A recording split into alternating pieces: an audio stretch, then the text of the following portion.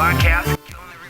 Gonna proc it now, gonna proc it now by Jackson Aurelia, Jackson Aurelia, gonna proc it now, gonna proc it now, proc it Jackson Aurelia, T-Force. Welcome to the rework of the T-Force, now we going hard cause we bumping at the beat source. It's a 3-course dinner of dudes bringing the news and stats, interviews and casts from the pro scene. So fresh and so clean, like you're leaning with Nami in the bot lane. Keep it hot like brand, practicing his dot game, give it to you easy like you're Resi in a bot game. Imagine Draven at prime time, now ulti like LeBlanc can copy that 4 times, but manlier, knock it up like now fight planning a family-er. You gotta be tuned in like Sona on the ad wall, get on the chat call, can a podcast really be all that? Of course, how do 4 guys make a Triforce?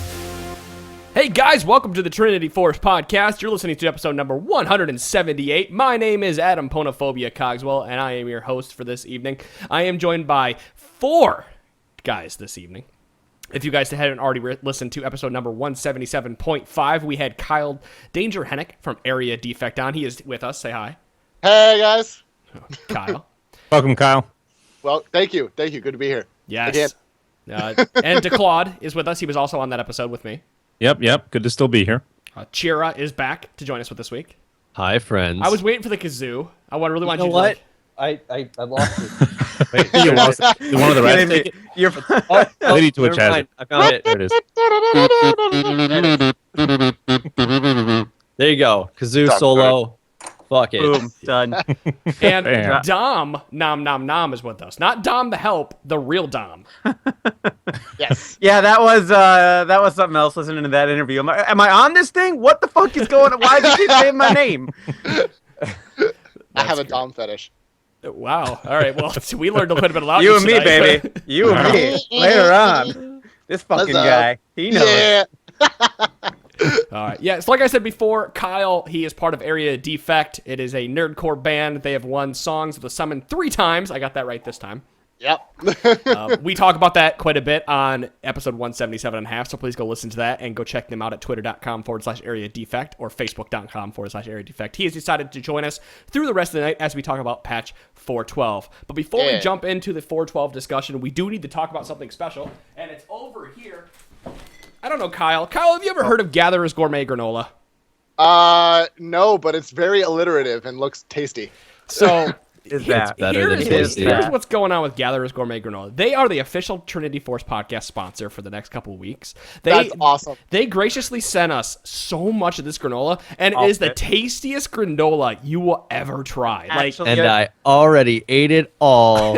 actually Yeah. a bit worried that they don't have any left because they sent us so much granola. Yeah. Problem is, I brought it to work, and at work, it's, I sit around in an office all day, so I'm sitting there eating a granola while I'm working, and then before I know it, I'm out of bag, so I reach grab another one. I know that life. I have been there. That may have happened to still me a have few plenty times. left. Yep. But if you guys have not checked out Gatherer's Gourmet Granola, please go to bit.ly/T-Force Granola. That'll take you to their Amazon page. You can then check out Gatherer's Gourmet Granola and use the code, in all caps, TForceGG to get yourself a package of this. I do recommend getting the sampler pack, Kyle, if you decide you want to go out there. It's about $10 after shipping to get a sampler pack of like 3 or 4 of them. What about I the promise you 10% won't off regret with it. the It's so Force G good. code? It's about Is it 10% off? it's about $10 with the 10% off code. You ever put that shit in like Chobani Greek yogurt with the fruit, mix that shit up with the granola in it? Oh my god, Yeah. yes. Gah! It's even better. So you know what's great about this stuff? It's like this one is pecans, maple syrup, and toasted coconut. all together. Stop. So good. No. And- Don't even and- start and- with that. I don't even know. I have more over here. Shut the What's front going on? door. You You shut can all up. tab while you're there and order it. There's pecan, dark chocolate, and cranberry. That's the turtle one. It's so good. And I have also honey, pistachio, and walnut. And this is What? just like, yeah. If you like pistachios, What? it's very pistachio. I know. This is great. But yeah, guys, go check it out. bit.ly/T-Force Granola. They make fantastic granola. I haven't even touched. I've touched the little bags. I haven't opened the big ones yet. But Gatherer's Gourmet Granola. I don't- You never have more G's in one product name. I am sweating up a storm because we just did a 30-minute podcast and my door's closed and my computer's Yeah. on. And now Yeah. my hair looks like shit. And So you what- smell You were terrible. bench I do. pressing. God, your life is so hard. Well, that's not the only thing that's going to be hard by the end of the night. Ow! I don't know Oh, what that's supposed to hey. mean. Is that supposed to be That's- some sort of innuendo? It was That's a- sexual. You know what else is gonna be in your He's head, talking though? about his penis. Oh. Hey-o. Records Two penis. penis jokes in like 10 seconds. It's going to be a good podcast. All right, guys, let's talk about patch 4.12. As you know, the new patch. This is a competitive based patch for League of Legends, as Worlds is what is it? 2-3 months away. It's October, so it's just about 3 months away at this point. Yep. They're really pushing to get those final patches out that are really going to be focused on the competitive scene. So we're not going to see big sweeping changes. We're not going to see the new Summoner's Rift until probably after Worlds happens. But until then, we have some, really large changes in this patch, but a lot of them are minor. I would say the Lucian is the biggest change and the one that's going to have the most discussion. But before we get to the Lucian talk, we're going to start with jungle timers. That has been a big point of contention with a lot of the League of Legends fans, but those are in this patch right now. So those of you who are not following patch notes, the jungle timers, as long as you see it go down, you have vision on any of the buffs or global objectives, as in Dragon or Baron, as long as you see those go down, global monster camps, I should say, you will get the timer by pressing the tab key. So even if you see if you see yours, it'll go down. What do you guys think? Jungle timers? Well, let's clarify here.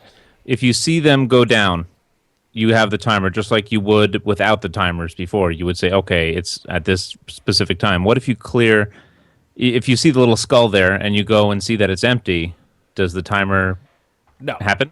Okay, good. No.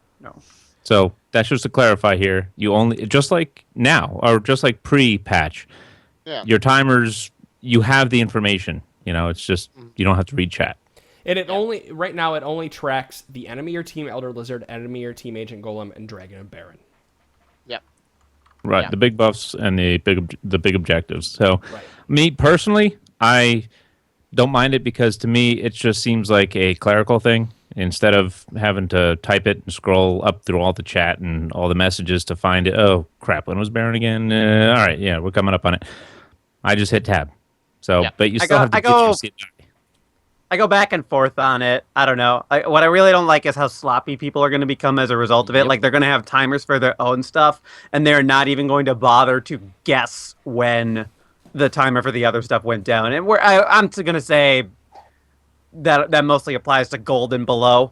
I mean, I've read as much. I've read Reddit posts and that type of thing that suggest even diamond players don't keep timers, and you'll run into bronze players that do. So how much of an impact this actually has overall, it's tough to say, but I just feel like people are going to be sloppier as a result, because if it's not there for them, they don't give a damn. Well, Me personally, I just want to interject. Sorry to interrupt, but me personally, I think it would have the opposite effect. Like, as soon as I read about it and said, okay, you have to see it die, I'm thinking, well, I'm going to want to start warning the enemy buffs a little bit more, so I know my timers are accurate and my timers show up.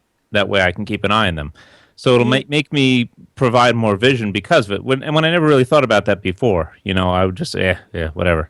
The long-term problem I see with this is sort of like it literally puts a timer on the objective that you're supposed to contest. Because it's like right off the bat, it's not going to be the case, but your jungler is clearing the buffs and everything, and their jungler is moving at a similar speed in all likelihood. So even if the timers aren't perfectly synchronized right away, you know when abouts they're going to be going down, and your team realistically, like solo queue players are just going to realistically start going for those objectives because they are really important.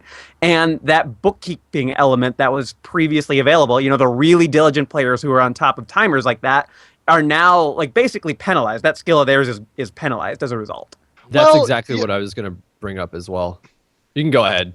Oh, I was just I was gonna say, We interrupt each other at will, so go ahead and jump in with your thoughts. I was just gonna say, I was gonna say yes and no because the really diligent players will still do that. What this does is it just gives it does even the playing field a little bit. But I feel like if you're so focused on or lazy enough, focused on other things or lazy enough to not pay attention to timers ever anyway, when you hit tab to check your score, unless you remember that it's there, you're just like, what's my score? Okay, and you won't even look at it. So it's like, because people nowadays are so used to all of like the instant gratification, everybody's got like a 30-second attention span, so like it'll come up if they're not looking for it. They won't. They'll gloss over it. I think That's a what good it's point. The lazy people are still going to be lazy with this. yeah, and I think what this does, I kind of agree with the Claude, like, because I would always try my best to keep timers. I'm a jungler, so I'd be like, okay, this happens here, and then I would look, I'd be like, okay, when did it happen again? And I have to scroll up the chat, roll back down. Okay, like I did keep it up, but you're focused on so many things at once, especially people who I think are lower elo, like they're gold or below, like you were saying, gold or above. I'd say gold or below. Like most people gold or below are still trying to, like, there's a lot going on and they still have to process everything, and it's whereas diamond, a lot of it's just intuitive. It's like, oh yeah, this happens here, da da da da da. But everybody else is like, the other side is, how long is it before Riot just says, you know what, it didn't make sense to have the timers on a different menu, and now they're right below the scoreboard. Sure. They did that with Actually, CS after how long? They initially put that there, and then they moved it to the tab menu. The difference, though, with the CS what? is you're only seeing your CS, and this is a global timer. So why would they put the global timers up there? So so you don't have to press tab to see. If you press tab to see it, you are taking your attention away from what is going on in your lane, especially if you're in the bottom lane where there's more going on in the other lanes. That's the other important thing too, is that it's not right there. So while it's not a big deal to hit tab and look at something and then take tab off, it does. You do have to, like, however much of a split second it is, you still do have to be like, tab, got it, okay. And so, as you're saying, that does take your focus off of it. It's not like you're going to be in the middle of a team fight. I wonder if Baron's up, like tab and like try to figure that out anyway. So. I don't know where.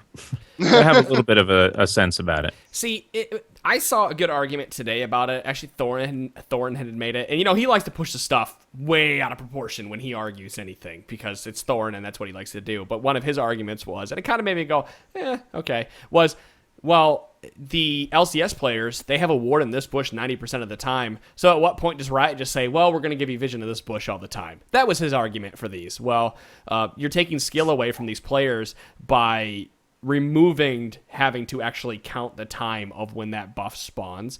So it's tough to use the LCS and competitive level play as your sample case for everybody else, because you're looking at the very, very top of the player base, like the top 1% of the 1%, and that's really not a sufficient sample. Don't get me wrong, the rest of the player base takes cues from the LCS and the competitive players. Otherwise we wouldn't have a million terrible Lee Sin players out there. You have to insect every present. time. Yeah. Present. Yeah. But like you can't really use that as the case sample, just because you can't worry about competitive play for this type of thing, because it's a change that affects the player, like the broad part of the player base, the majority of the player base, and not the top players. There have been games that were lost because teams did not adequately watch their timers, and we might not see those anymore, and that is a disappointment. But it's more just like the bookkeeping overall that I'm worried about. In the grand scheme of things, there's so much to learn and worry about in this game. MOBAs are so complex, especially at the start, that any little bit you can do to kind of even the playing field for everybody is probably a nice thing, but it kind of feels like a slap in the face to the players who have been really diligent about their timers. And I'm good about some of them and terrible about other timers. I'll be the first to admit that. But it's kind of gratifying to develop that spider sense for where the enemy is going to be based on knowing when buffs are going to spawn and knowing where they're going to be and that type of thing. It's a developed skill, and it feels really rewarding to develop that sense, and Riot's kind of taken that away. Well, on the other side of the ancient coin, as one of the players who likes to keep track of the timers, this makes my life easier.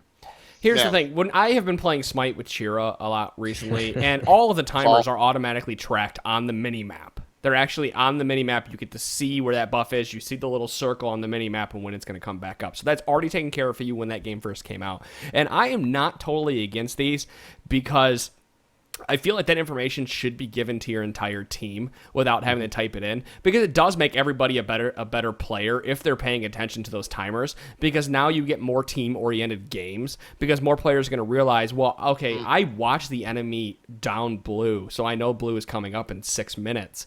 Now that I can see that on the mini-map, or I can see it when I press tab, now as I can make a concerted effort as a team in solo queue to walk show over up. there and shut that down. Also, and what you were saying too, Dominic, about how it's not so much a case for the pro players, and I think that's what's important, is because pro players are doing this anyway. Like the LCS and all of the professional leagues it's team based. It might affect the next breed of pro player. Like the next wave of pro players might actually be affected by this more. Yeah, but they're all it's doing very it. minimal. They're all doing it anyway, is what I'm getting at. So like their players, a buff goes down, they get the timer. Dragon or Baron goes down, they get the timer. Like that happens in every single pro game that ever goes on. Like so, this is not going to make any difference to them. It will. Right. It is really only going to affect those of us who are not at the pro level, and it's going to be. And I agree with Adam. I think it'll make everybody better. You won't have to, as you were saying, develop that spider sense. Like, because it's going to be partially done for you, but everybody's going to, over time, once everybody gets used to the fact that they can tab and check up on the timers, everybody's going to be aware, and so you can expect to almost never have an uncontested dragon ever again. Unless you're way in the lead. It gives everybody that spider sense now. Exactly. You're going to eventually get used to it being up every 6 minutes and go, okay, I need to check my tab. And it also might push the action forward a little bit too, now that people aren't just going to maybe wander around in a spot to be like, oh, hey, the buff might have fallen, or the dragon might spawn within like this 30-second period. Instead of people just kind of sitting around or whatever, they'll end up pushing a turret and then coming back because they know it's going to be up in 15 seconds or something like that. I mean, it's a quality of life buff. I kind of agree with Dom. My biggest gripe is that, at least in the lower elos, if you were one of these people that were keeping some sort of mental tick on when timers were coming up, you could use that to get an even bigger edge. You're still going to have the edge. It doesn't matter. No, you can still say you're going to have the edge, and that's true, and you probably will, but this gives the person who you could potentially like really throw behind by one slight little play and stealing their buff for the second time. You might not think that's a big thing, but if you can get that jungler behind a bit, that completely changes how effective they're going to be like later on, whether or not they gave it to somebody else. Like that little bit can be the difference between carrying yourself or, losing in a solo queue sort of game, at least in lower elos. True. Again, going up, I don't think that's going to be a big of a deal, but it's going to be one of those things that if you are one of those better junglers, now you're giving somebody on the other team a little bit of leeway to be able to fight back against the fact that you're better than them because you were keeping a timer, and they which in just the long run will like, make you better, because then you won't expect your enemy to be less intuitive. So, do you remember? Did you guys ever, any of you get Curse Voice in beta? Yeah. So when you remember how Curse Voice used to just give this shit to you. Mm-hmm. So for a while this was happening, but only some people had it, and and that, I think, when that happened, that was kind of the more or less the end of the proverbial discussion. Like, because now that had been introduced into the game, I feel like it was sort of like only a matter of time before Riot was going to have to put that in there accessible somehow. Well, because the people who were able to use it were like, this is awesome, we should have this. And the people who weren't able to use it were like, that's bullshit, why don't we all have this? It was it was one of those things where they either had to smack it down and be like, you can't do that, don't put in like a third party sort of add-on sort of thing, which they sort of did, but then they're like, we're going to do it ourselves.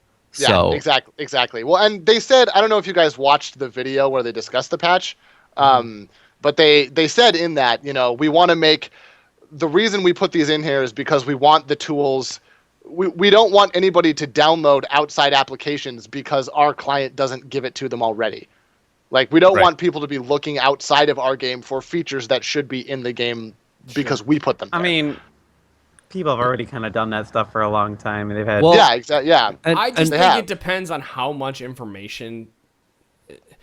like for World of Warcraft, for example, with the number of mods and stuff that you can add to that game to make it easier, but there's just so much more information, and it really is a much quicker game when it comes to PvP. Because there's more abilities firing off. There's, you have to really worry about your global cooldowns in that game. You really have to worry that Other people's global cooldown. Yeah, like and There's the no battles get CS. harder. Yeah, there's no CS. Yeah, exactly. There's nothing to, slow the pace of the game down. PvP is nonstop action the entire time. So you need to, when you have 3 people casting spells, but you can't see them because it's not a top-down point of view, you need to be able to see that mage is casting polymorph and that paladin is divine shielding, is divine shielding at the same time. Like that. Or you have an information needs to be add-on able to. that shows what they're casting from the side of the screen Yeah, 'cause based you on can't who's around see you or it something. like you Right. can in League. That's a big argument, but I think right now we're saying that jungle timers not as big of a deal as the community has really made it out to be. I think people need to give it time and really play with them, and they'll realize that this is going to make people better at the game, and it's going to make the game easier to play. And Like, bottom line, honestly- they're here, so deal with it. There's that. And if anything, it might make the jungle Adapt. sort of less intimidating to new players starting. That it will So, definitely do that. That's Yeah. for sure. Honestly, on both sides of the argument, it's really just a vocal minority. If you think about it, like the 50% of the player base is below silver. Yeah. And even then, like it's like only the top 10%, top 5% or something that are plat or above, It's like something top like that. 8%. Yeah, it's Yep. Yeah, not it's even- it's like a really small number of players that realistically might not be affected by this and everything. But if you like, if jungle timers are the thing that is going to like shift the player base away, like so that more than 50% are in silver, I guess it's probably a good thing overall. As much as I might not like it personally, I can see I can see where Riot is approaching this. I don't like it, but I can see where Riot's approaching it from. I would much rather, if I had to choose between right now, where sometimes I play games in solo queue and get fucked because people don't keep timers, and a future in which everyone always keeps timers, and so it's a little more hectic, but I'll never be fucked because people don't keep timers. Well, no one I'd can rather blame have- it on the timers anymore. 'Cause you Right. have it, right? Exactly. Like that's the thing I think that is the most important thing is like now you can't be like, oh, I didn't know Dragon was up, that's why I wasn't there. Like, okay, Your excuses well, are yes, gone. yes, you do know Dragon is up because everyone knows Dragon is Right. up. Like, so there's at least that. It'll, if nothing else, what it's gonna do is bring teams together to contest important objectives every single time they're up because you will always have the timer. And So I it's can't I can't argue against like that point. It's worthwhile. Like I mean, I don't like the change. I think that's been clear at this point. But that is Yeah. like I if it do improves believe- the camaraderie of the game, then it's probably a worthwhile change. As a final thought to this before we move on, I'm gonna throw it out there. I do believe this is gonna make the player base better, or it's gonna give you another tool to get better at this game and move up. Because now, if you're in silver, you have one less excuse as to why you are in silver. Right. Right. And Yep. and like Cheer was saying, when the other team doesn't have someone who's watching the timers, you don't have that advantage anymore. So it's going to make you better anyway because you're playing against people who have more knowledge. Honestly, it should make you more aware of what's going on in the game because it should force you to look. At the Expect tab that they screen know more. too because they know too. Right. Well, let's go ahead and move on to the champ changes. I do want to get to Lucian because I feel like that's going to be another 20-minute conversation. But while we're getting Oh there, yeah. Ari, we're going to start with her. We're going to move down the list alphabetically like it is in the patch notes as we're reading them. Ari got a change. They want to make her a little bit more of a mid-tier or top-tier pick for the middle player. I mean, just like Yeah. a quick, overall, most of the changes in this patch were actually buffs to champions rather than nerfs, like Riot has typically taken. I think it was Cumley who joked that Riot graduated from Ice Frog University. Yeah. And I mean, it's like, so it's interesting to see Riot moving in that direction. But hey, it's nice if you're an Ari player, you actually, life is better now. Orb of I- Deception, giant mana cost reduction across the board from 70 to 55 at rank 1, 75 to 60 at big. rank 2. That's really big. That actually allows you to Yep. push back against a lot of those champions that had lower mana cost than you did. Oriana, Twisted Fate, etc. People who can I mean, it's just- sustain. It's And not just, a a, little it's, better it's just a 15 mana reduction across the board on that spell. And the ability power ratio has been increased by 0.05. Who else is No, waiting? Who else 0.025. The is total waiting is 0.05. in like the top 10 or top 5 mid laners before Worlds? Do you think we're gonna see another buff to her so she's automatically picked ban at Worlds? Sounds like the Trinity Force what really weirds me out about this is they say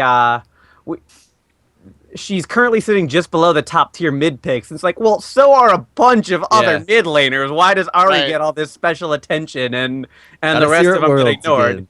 You know, It might have something when's the to last do- time It's Brand comments like- got anything worthwhile? Exactly. Yeah. Oh, It's yeah. I agree it's with you on comments that. like it's comments like that. She's currently sitting below this range of mid laners. I'm like, well, right. You've got like 60 bajillion champions. Some of them are not going to be played because you can't possibly play all of them. Like, and you know, I feel like.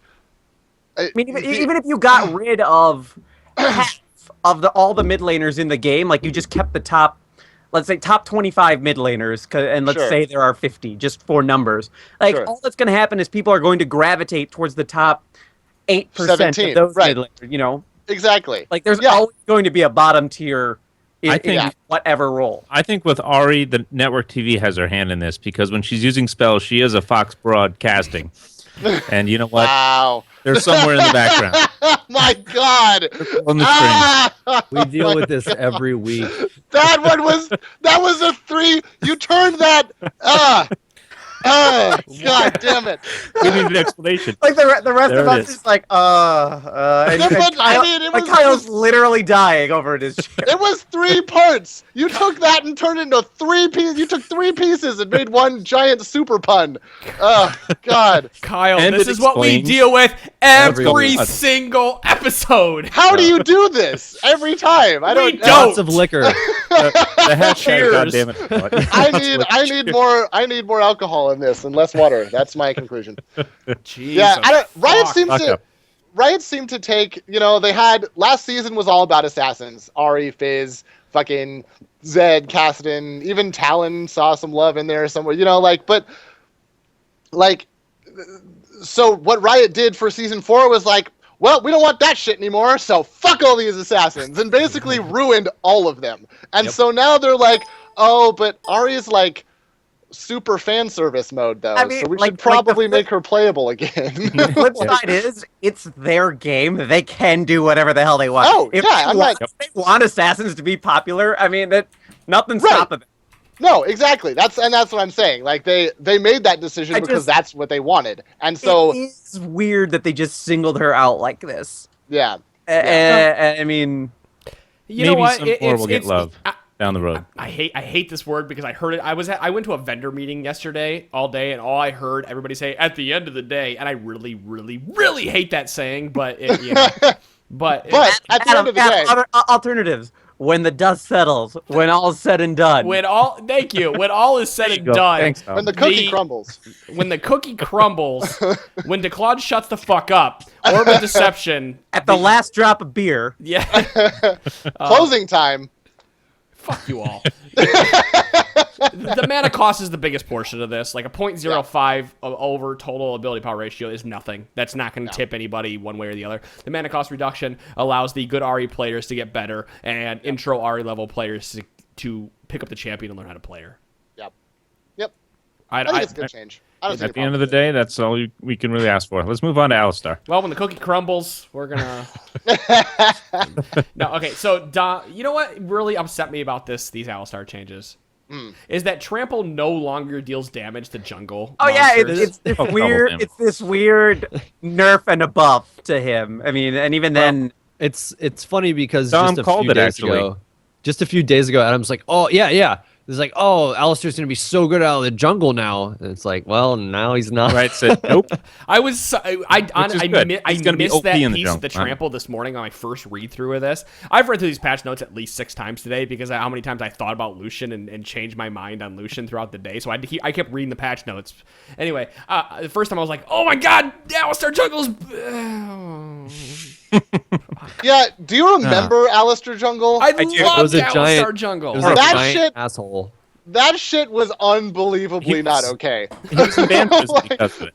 Like I'm that, gonna dive any turret I want at level 3. yeah, Alistair Jungle was just oh man. I mean, and I completely understand why Riot did that nerf to his passive, because they were like, he's a support, god damn it, stop it, like stop doing that to people. Like I understand he was just really oppressive, as they said. That was their word. He was oppressive in the jungle, and I think that, when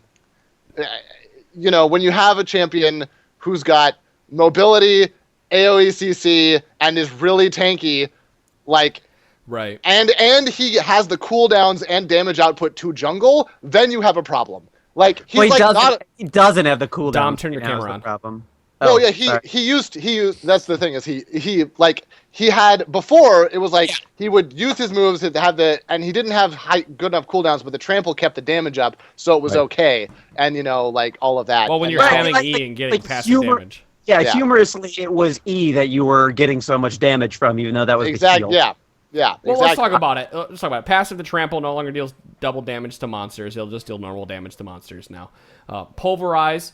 Now it does a 1 second knockup followed by a 0.5 second stun, which is a change. Exactly the same. No, it's not. Pretty It's much. exactly the same. It's just clarifying how it works. Right. But I Yes, get that. but what that means is that you can. There is a slight functionality to that, because now you can cleanse the last half a second, Right. which is like not that big of a deal, especially not at anywhere That's like below pro like, level diamond. play type Yeah. of you have 0 latency and you can cleanse it. Type Right, Of but stuff. yeah, Right, because you but got to I mean, wait till you land from the knockup before you can cleanse. Otherwise, you just wasted cleanse on the knockup. Right, And but they will. the champions that are gonna cleanse that are probably already dead by the time they land anyway, because they got Sure. hit by an Alistar combo. Sure, But that is a good point, That Kyle. is that is a possibility, is all. Right. Now Yeah. it can be done. The mana cost has been reduced by 5, 10, 15, 20, or 5, 10, 50, whatever, 10. It kind of goes in weird numbers, but it all has been reduced overall. So it makes it easier early. It makes it really easier early on him to be able to get more pulverizes off. Headbutt, same thing. Mana reduction cost across the board. 5, 10, what is that, 15, Well, etc. what it does, instead of the mana cost increasing by 10 each rank, it only increases by 5. And it starts 5 less. There you go. That's the best way to look at it. There you go. And Unbreakable, arguably the biggest buff to him is the No, it's 70% at easily all the ranks. biggest buff to him. I say arguably because some people might argue that the mana reduction costs are a bigger change, but no, 70% at all ranks is huge. gigantic. Yeah, Like you As- can man as mode the- way harder.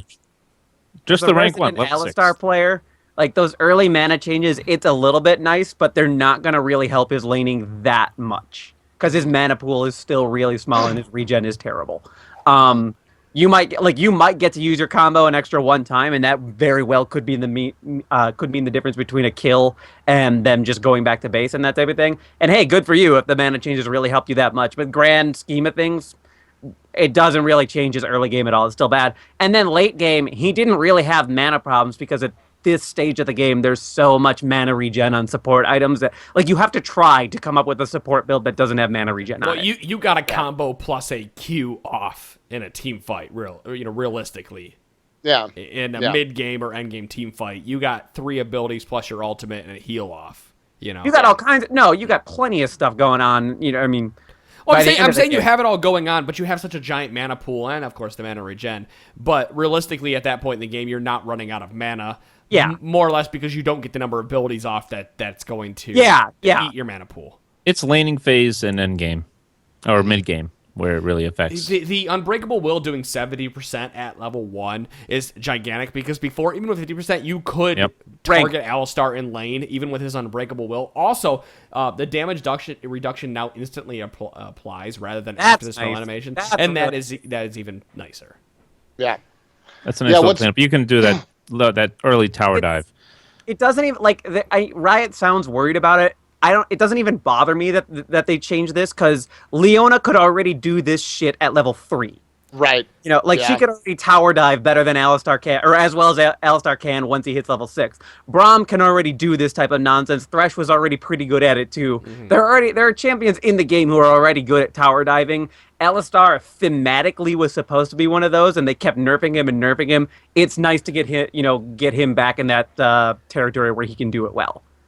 Yeah, honestly, I think what's important here is just that they want to make Alistair usable, especially at a competitive level. And the fact that Abramovich just maybe especially will play him.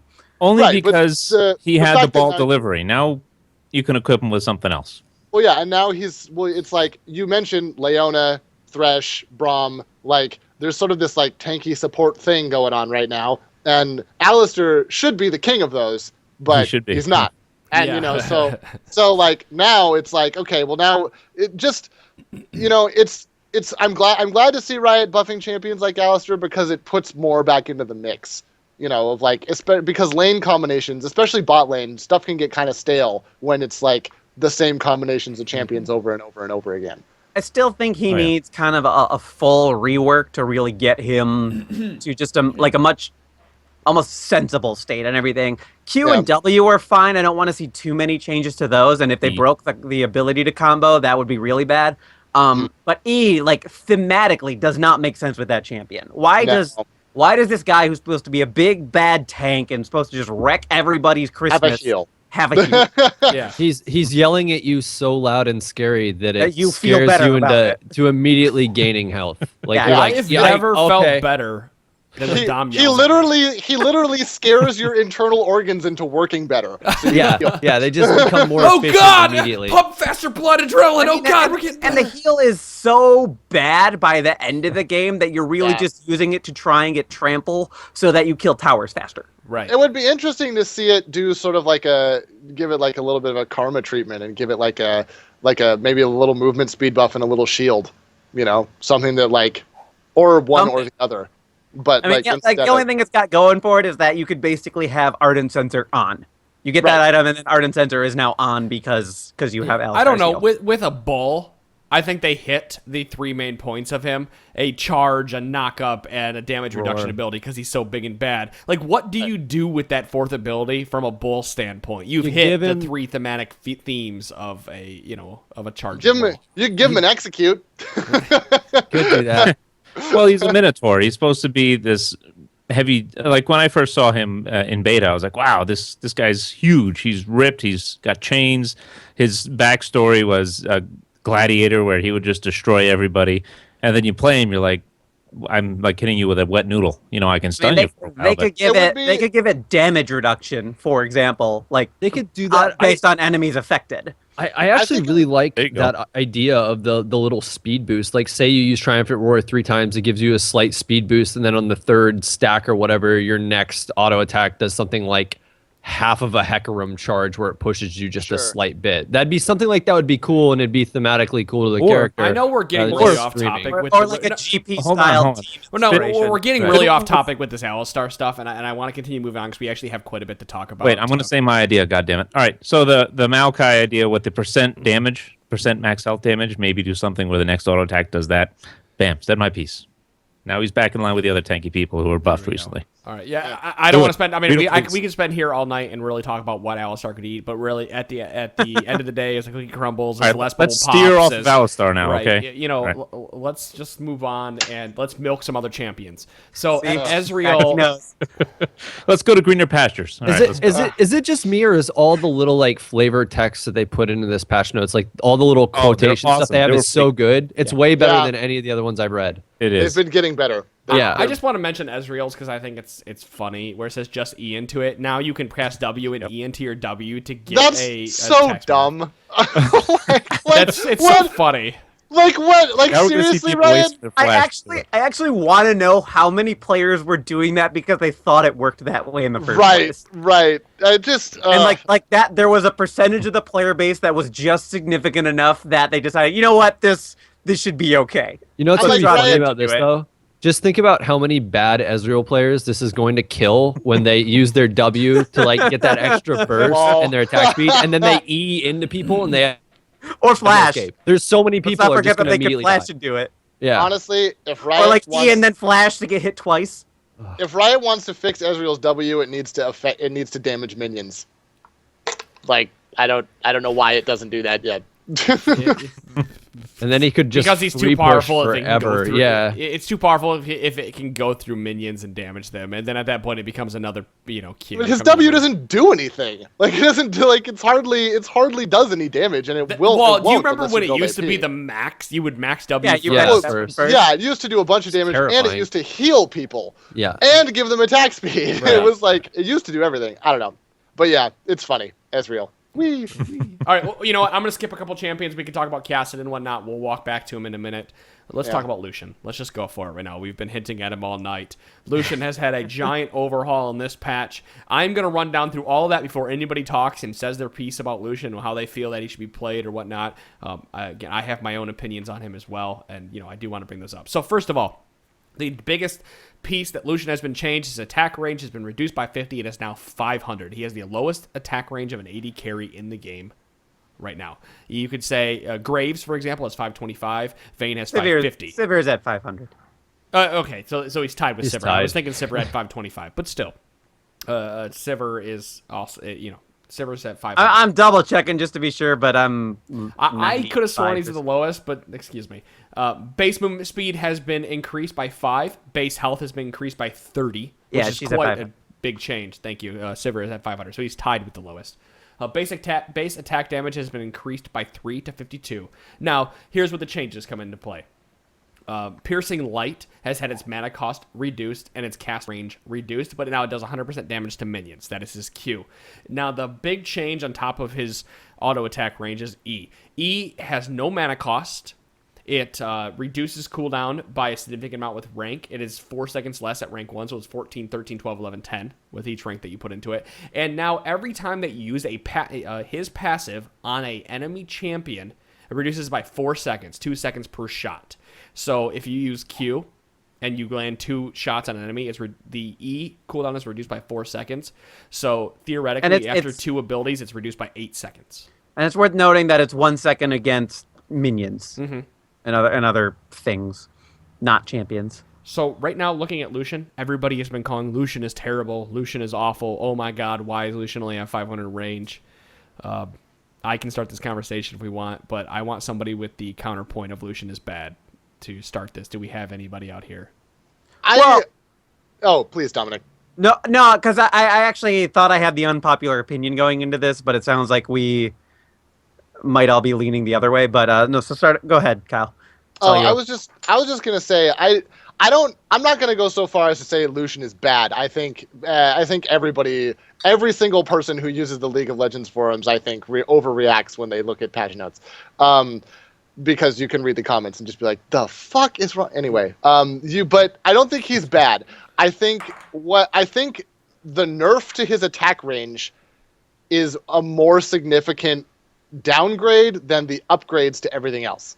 I don't think that'll make him bad. I think it'll make him worse. He's definitely receiving a nerf this patch, because attack range is probably one of the most important stats, if not the most important stat of an AD carry. I don't spend a lot of time in bot lane or playing bot lane champions, but I do know a little bit about League of Legends. I think the thing about his Q's just been nerfed. It damages minions more, but now it's only got the same amount of attack range as his auto, which is like the thing about Sivir having 500 attack range. She has Ricochet, and she also has that stupid boomerang that hits for a bajillion damage.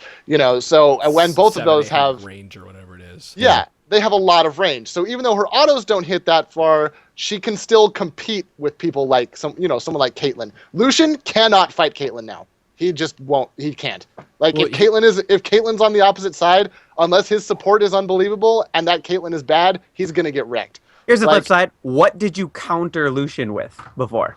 Well, right. That's the thing. Before, Lucian was, everybody. It was the says this. definitive pick or definitive safe pick marksman.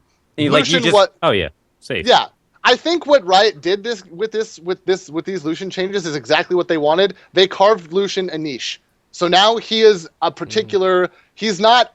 I don't know what to play because I'm first pick AD carry, so I'm just gonna pick Lucian. That's not what you do anymore. Like if you're picking Lucian, you're you are going for something in particular. The cooldown with his dashing and all of that, I think is going to be that's the most important thing about this whole change. It's going to make his late game it's going to make his late game fucking bizarre because you're not ever going to be able to mid game. Like his mid and late game are going to be insane. He's going to be so mobile. He's going to be everywhere. He'll be everywhere. The really skilled Lucian players are going to be able to just drag people around him all day. It's going to be a really big, like, dueling kind of buff too. If he can get, it's going to hurt him in the fact that yes, he's not going to be able to just sit back just a slight bit and continue to auto attack sort of things, make him less, I don't know, not as like kind of quintessential AD carry where you sit back and just shoot things the entire time. But if you're talking about mobility and if you can get into a spot and you almost get in a 1v1 situation against somebody who isn't going to be able to just tank through you and kill you, like Nasus potentially could have, which his E used to be great against Nasus. It's even better against Nasus now. Right. Now he can't be withered. Right. Ever. So the thing is, like, if he gets in that dueling situation, say that the enemy AD carry is farming in a lane and he's sitting in a bush waiting or something like that, and he pops out, he effectively over the course of like a 10-second fight could get 3 extra auto attacks off just based on the fact that he's resetting his auto attacks. If he gets, because every time he lucidity dashes, boots, procs is passive. Right, exactly. Lucidity boots, you can get Relentless Pursuit off like 3 times in a fight, just against champions. There, like you get it off a lot. There's no reason to build lucidity boots on him. I'm just saying, like you could. Hypothetically, I get that. You get with just a little bit of CDR. 15% is not an incredible amount of CDR there. Here's my thoughts on Lucian right now is instead of maxing W like you would before, you're using now you're maxing E second. Because at the max rank of E, it's on a 1-second cooldown as long as you're landing auto attacks on a champion. Yeah. As long as you're landing a W or even an E into an auto attack, it's a 1-second cooldown. And now you're Eing again and you're completely moving. But my problem with Lucian is, and here's the thing, you need to be always ahead as the new Lucian to make him work. Because you can no longer walk in the lane and have just any support with you. It has to be an aggressive support. It has to be Leona. It has to be a Taric. It has to be Morgana. It has to be a Thresh. It has to be a Braum. It has to be it has to be a very aggressive support. Alistar. Alistar.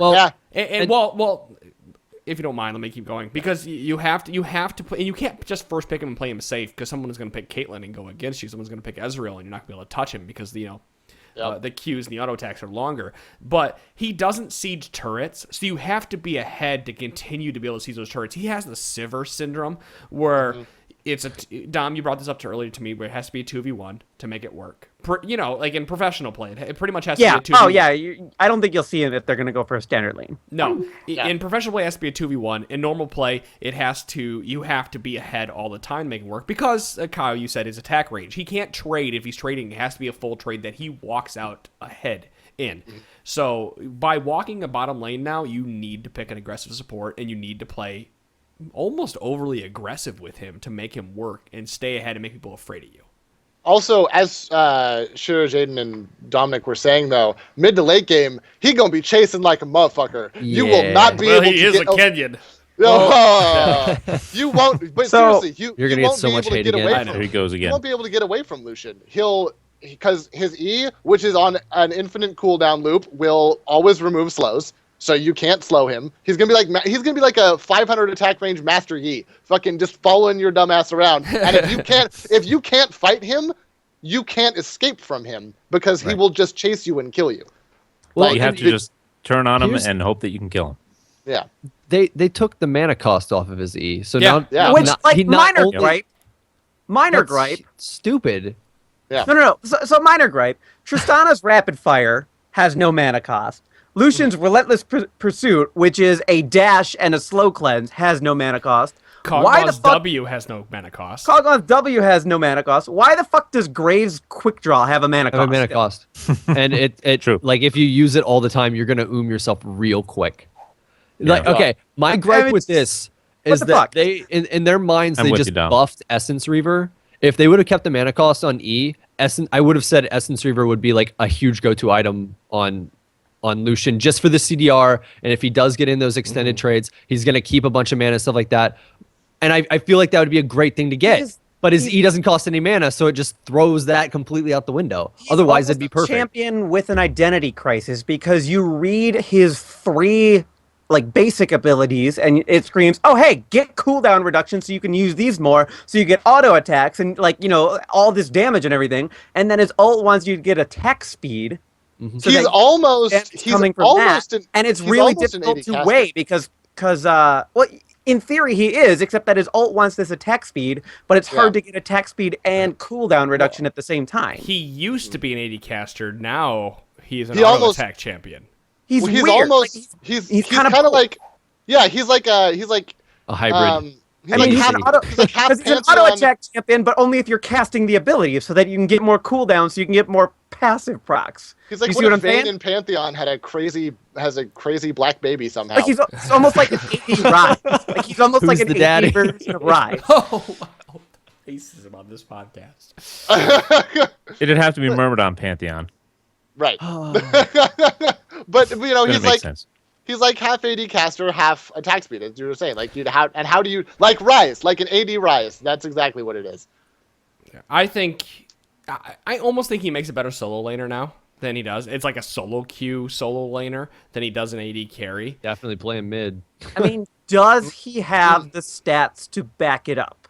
It's the mobility that he has to back it up. To get the job done, though. Because they just buffed him across the board except for his attack range. Yeah, sure. No, here's why I'm looking at him in the mid lane is it because most mid laners have skill shots or directed or targeted skills that are not targeted on the champion. They're circles or like a circle's a skill shot, I guess technically.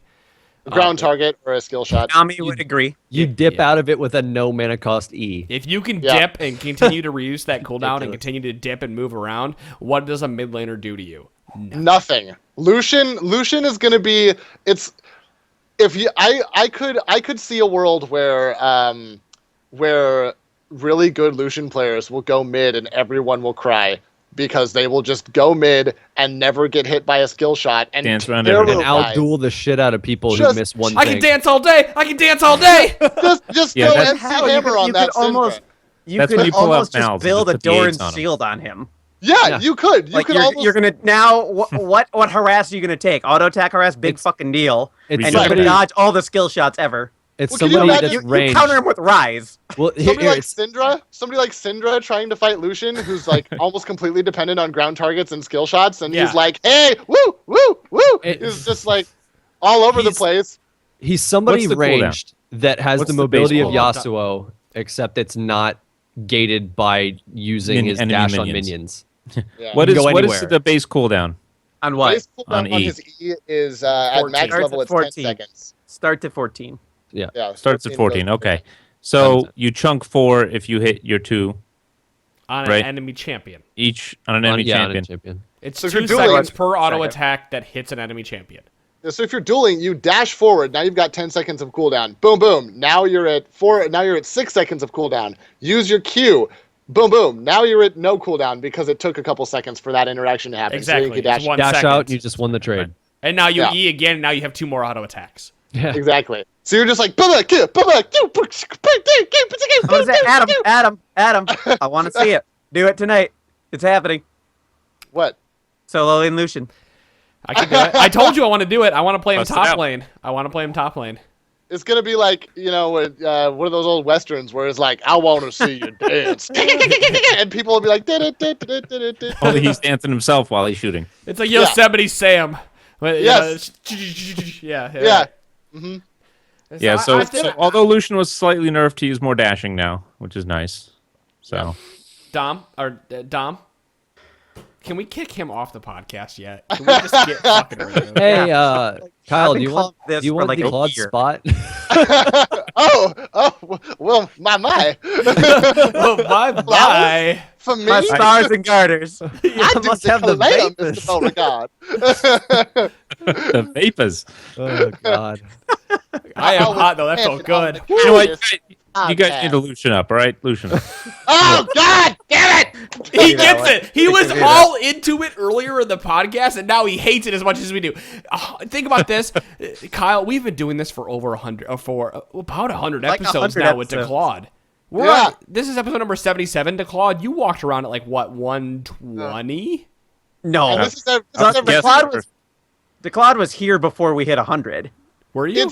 Yeah. Oh, he I was. You're was right. here, Yeah, like, we've been 70s. doing it for like 80 episodes. Yeah, I This is joined at like personally- 75. This is personally very frustrating to me because the people I was staying with when I was doing that show in Bellingham, one of the guys, his name was Devlin, and he would do this shit all the time. This is exactly, so I've been doing this for 4 weeks now of like somebody being around being like, oh, well, yeah, like being like, you guys really need to Lucian up.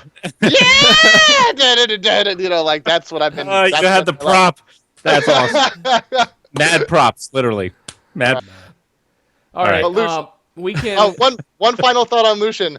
My buddy Trevor Trayson, who's part of our AOD collective, was like, man, the Vayne versus Lucian tumble dash fights. Yep. Oh, That was yeah. the first thing I thought. And like, they'd just be really interesting duels. This entire conversation is a relentless pursuit to talk about Lucian. Can we just move on? Yes. Yes, we can. Nice. Yeah, let's move on. Okay. So we can quickly talk about Bloodthirster and Essence Reaver, maybe touch on Casted and then end this podcast. So Sure. Sounds good. I've been podcasting for almost 2 hours now. I want to play some video games. I feel you. Bloodthirster has had its lifesteal increased. Lifesteal is now unique. The Bloody Shield, however, has been decreased at max rank to 350. Yeah, but Do it we lasts also- longer. It lasts for 10 more seconds now. Do we feel that Bloodthirster is worth buying at any point in the game? No. Late game, maybe, but you're not going to rush it. It's No, not the I rush still- item it used to be. So I still Orc don't is think. just so much better. Yeah. Until Bork gets a nerf, this is not going to change a damn thing. It's until iEdge gets a nerf. This isn't going to change a damn thing. Oh, either. yeah, really. I mean, Yep. honestly, like, that's the biggest problem with marksman builds in general, is just Infinity Edge. Like, just the fact that Infinity Edge exists, it's like, why It's would you ever... so good. Since beta, that is the quintessential ADC item, and You have to get an IE eventually. it's expensive, but all the parts for it are useful as hell. So just keep building that eye edge. Yep. That's our advice. The I next mean, they're item, like gonna have to take a hard look at iEdge during the off season. I don't think they plan to change it sure. going into Worlds at this point, but in the off season they'll take a hard look What? at Just that one. keep it You know- life steal and save. Fuck it. No. What they Okay. need to do to all items across the entire board, from defensive to offensive items to support, is they need to have more step tier career. Well, it's Frozen Mallet. Page. Really is, and that had a tiered path with Phage, but it was still a bad item because so many people had slows. But Wit's End is it's a great item, but the It build sucks path to for build it's too. Bonus. Yeah. Yeah. Building into Wit's End is like, yeah, I got these stats that don't really fucking matter. Hey, I No, have it's- 40% attack speed from a recurve bow. Congratulations, I And have I a have- cutlass. Here's 100 damage in a slow. You know? I Right, have exactly. magic resistance. That's Yeah. useful to me. Right. So to go across the board, I think they need to do more tiered build paths. Right now, the reason the Blade of Ruin King and Trinity Force are such great items and why those carries are, becoming so popular is because every piece of Trinity Force is useful at some point in the game. Zeal, Phage, and Sheen. You can build those on so many different characters because they give different types of stats and allow you to do different things. Cutlass. You have Cutlass that builds in the Blade of Along Ruin with that King. cutlass.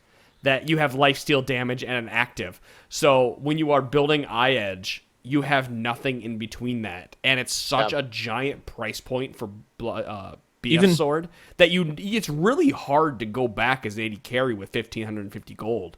Yep. You usually walk back with about 1,200 gold. Even Maw, you get the Hex Shrinker when you're playing that AD against the AP.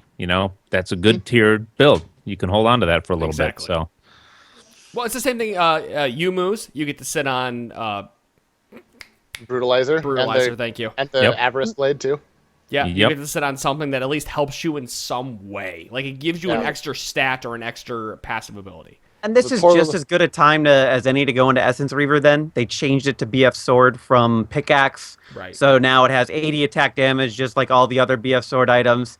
I still think they're just holding on to lifesteal on this item because as some tribute to the old way of playing marksman where you needed to have sustain every game. But now with the change to Dorans, nobody wants Vamp Scepters anymore unless they're going for the early Blade of the Ruined King. If you're going for early Blade of the Ruined King, you're not going to get Essence Reaver. It doesn't matter. Yeah, Right. it's So, 3,300 gold now, right? 3,400. 3,400. But Essence Reaver's Jesus Christ. passive is that every time it steals mana as well as life, right? no, every time It you doesn't attack, you gain steal mana back. It just gives you Oh, mana. it just gives you mana. Like, the idea is adorable and really cool, Adorable's a good way to put In it. practice, but- not so much. but what? Oh, yeah. But what the fuck is an Essence Reaver? Like, if I'm gonna go back and drop 34 G's on an item, it's not gonna be the adorable little I'm gonna get some mana back every time I auto attack. Because by the time I got enough gold to buy that, I don't give a fuck about my mana anymore, especially on a fucking think- marksman. And you're I think only, they need you're to only make- 450 or 480 gold away from buying an item that gives you crit and crit damage. I Right, think Essence exactly. Reaver becomes infinitely more interesting if it builds out a Brutalizer and BF Sword and it has would flat love it. armor pen on it and Oh, yeah. cooldown reduction It'd be so good. and Yeah. and the mana ability and everything. Like it's not necessarily better than Infinity Edge for certain types of champions. But would like it it becomes better. more interesting for those AD casters with that flat armor pen on it. Or maybe I would even- I would like it better if it were a small item like a cutlass that built into something bigger, and it just gave you a little That bit of too. mana every time you auto attacked. I know Or we saw it even- early. That's it. Go ahead, Kyle. Even if it comes out of like something that I think would be really interesting, Brutalizer and Manamune. Take something, you've got this like AD mana centric item, turn it into Which, something did they else. change that item this? Yeah, Right. they did. Mana- Changed No. Manamune. Well, yeah, they- they changed it. Yeah. They made it so it costs more. Oh, yeah. Manamune now builds out a tier of the goddess and pickaxe instead of longsword, so it has a little more Right. AD on it. Yeah. I mean, but actually, to the earlier point, it has a friendlier build path now. Instead of that fucking 1,000 gold upgrade, now it costs you Right. 625, which is way more palatable. And you Yeah. can hold onto a pickaxe while you're building towards it. Yeah, So and pickaxe Yeah. is useful. Longsword, fuck that shit. Yeah, but pickaxe, that's useful. Pickaxe is cheap, easy to pick up. You walk back, you can pick up a pickaxe now for 900 gold, 975, I think it is, right? 870 875. Okay. used to be Yeah. 970.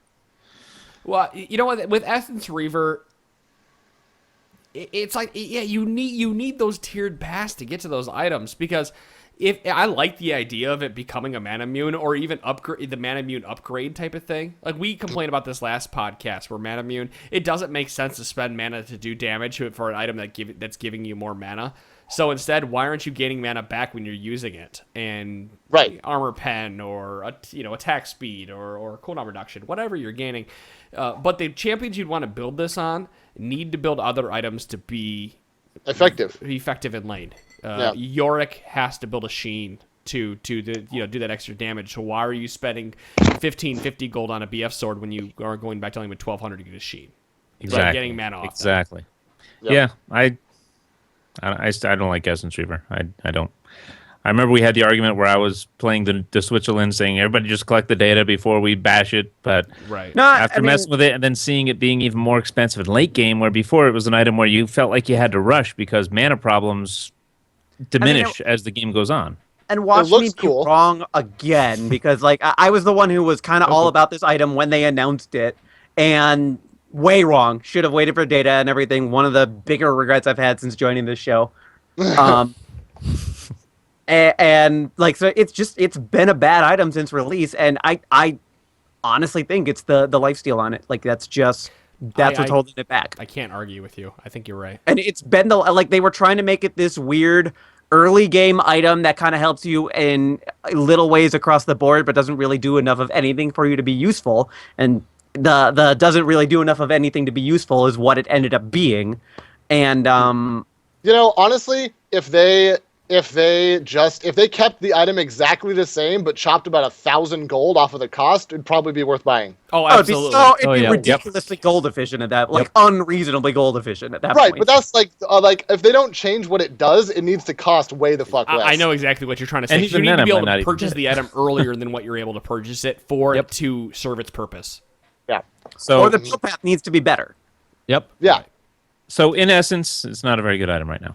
So, Yes. Dom, let's go ahead and move on. I want to talk about one support item before we, wrap this up. Ardent Sensor. People have been, underwhelming. I haven't really purchased on anybody because by the time I'm able to purchase it, either we're too far behind or too far ahead to be able to buy the item. Do you feel the extra 10 ability power in the item is going to make this item worth purchasing? See, I don't care. The item was only ever supposed to be a situational pickup. It's not good on all support champions, and more importantly, it's not good in every single comp. You need to know when the right situation to buy that item is. This helps a few of the champions out there that are realistically going to buy it. The Karmas, Namis, that type of thing. Hey, they get a little, Sona, they get a little bit more ability power. That's helping their other shit. Hey, good for them. But you needed to know when to buy the item, and it was only good if you had. Obviously, you have the marksman. You needed an auto attack focused top laner at least, so like a Jax, Olaf, that type of situation, and preferably someone out of the jungle who is also doing a lot of auto attacks. Like And Udyr. now with the jungle changes, Wilco, we're not seeing auto attack champions out of the jungle. It's a good item situationally, but it's always going to be a good item only situationally. It doesn't matter unless they fundamentally change everything about the item. It's a situational pickup, and that's fine. Supports it's need an those item that you buy when you're ahead to continue to get ahead. One of the things that Optimus Tom, one of the things Optimus Tom has always said, and he was a member of this podcast, is when you're ahead, you want to get more ahead. And this item, you're ahead, you're buying it to get you more ahead. Well, now Alistar buffs, Ardent Sensor buffs, they want people to play Alistar, apparently. So it's killer on him. You can basically, it's like I his said item. earlier, you will have Ardent Sensor on. And that's really good because Warwick has to spend points and an ability to get that going. Alistar just gets to buy an item, and then he has heals and other stuff going on alongside of it. Yep. Well, that's it for Ardent Sensor, I think. I think that is it for the patch notes. There are other little changes, like the Kassadin change and the Taste of Fear change to Kha'Zix, having the physical damage increase on Q for Kha'Zix. Well, Kyle said he was excited about that one. I want to hear his thoughts on that. Okay. I just like Kha'Zix. I think he got way too nerfed.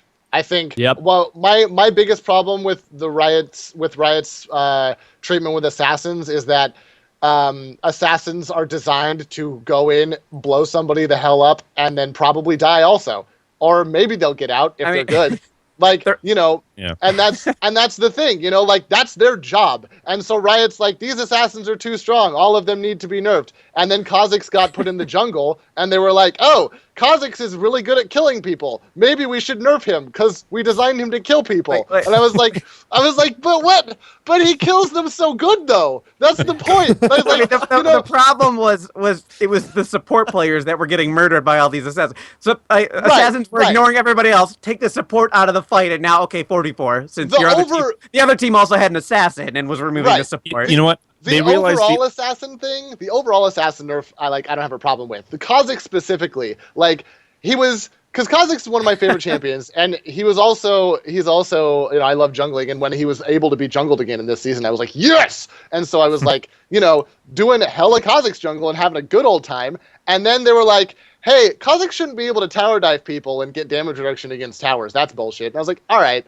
okay. And then they were like, Kha'Zix is too tanky. And I was like, have you fucking played Kha'Zix?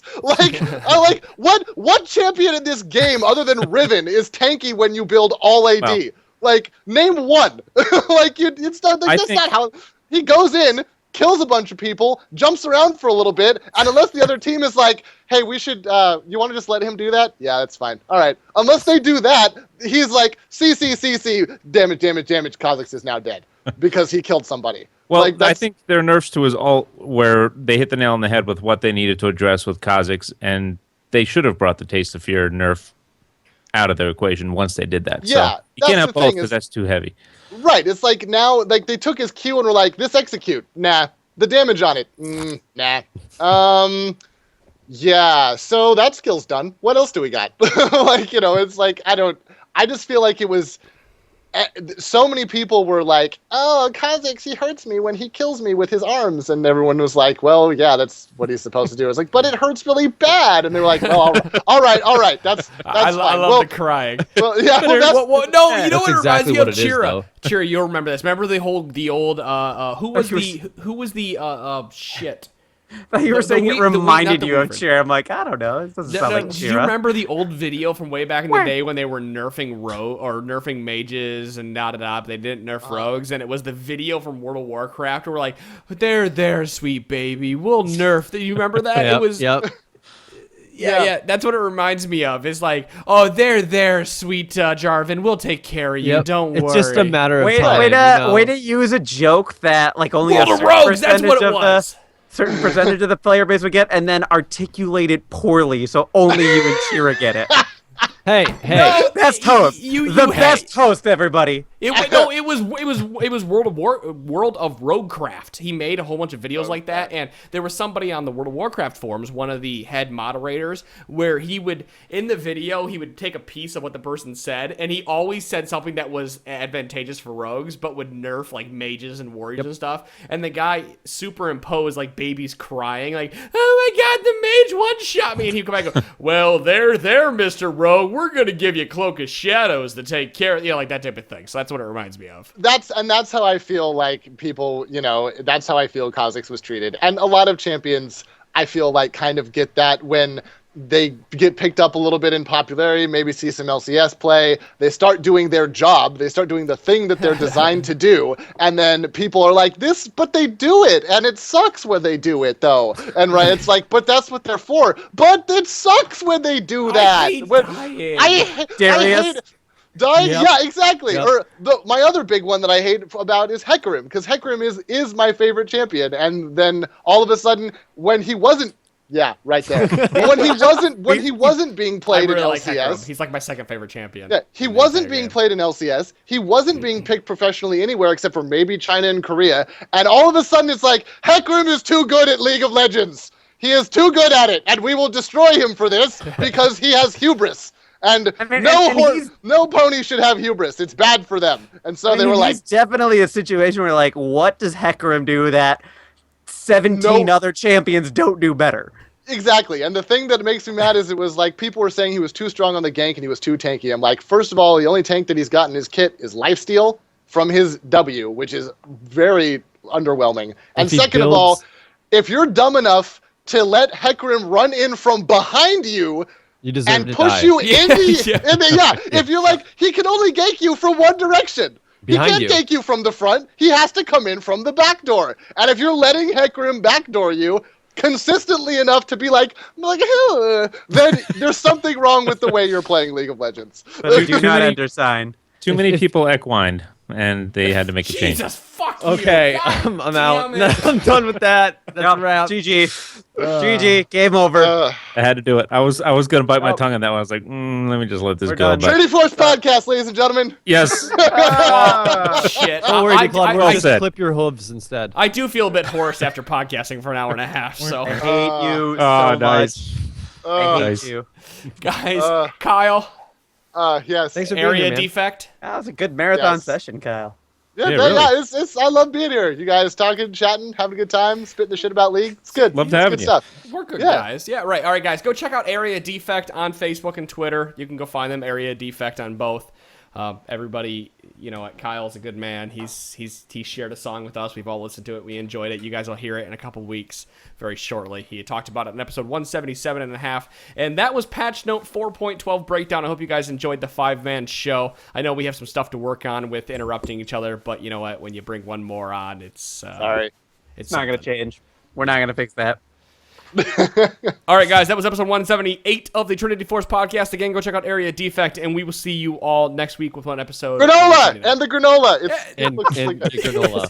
Thanks. Yeah. You don't even Oh my have God. any. So good. it's so good looking. Peace, guys. All right, bye, Bye. guys.